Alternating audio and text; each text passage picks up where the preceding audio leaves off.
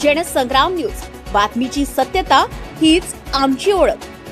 वर्धा नगरपालिकेला कोट्यवधीचा चुना, गाळे भाडेवर बजेट सभेत संताप। इंदिरा मार्केट, ठाकरे मार्केट भाडे निर्धारण थंड बसतात। 40 वर्षापासून 75 ते 200 रुपयेच गाळे भाडे। नगरपालिकेचा महसूल कुणाच्या खिशात?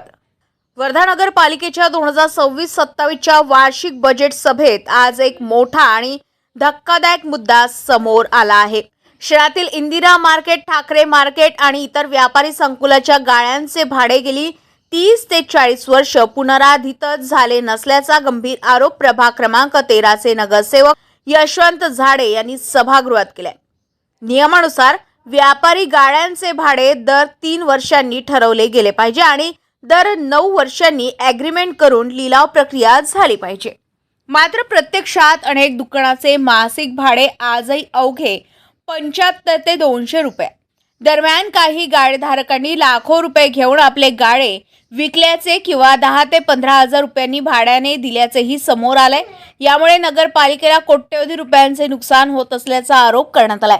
नगरपालिकेचे उत्पन्न कमी आणि खर्च प्रचंड वाढलेला आहे।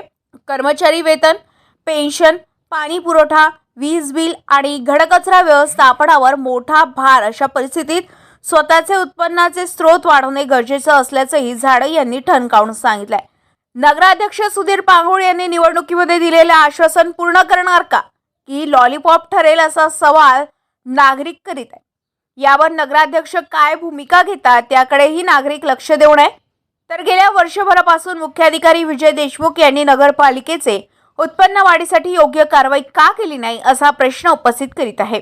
नगरपालिकेचे कोट्यवधीचे नुकसान थांबवण्यासाठी प्रशासन ठोस पावले उचलणार का, की आश्वासनापुरतेच हे प्रकरण मर्यादित राहणार, याकडे संपूर्ण शहराचं लक्ष लागलंय। रविराज घुमे, जनसंग्राम न्यूज, वर्धा।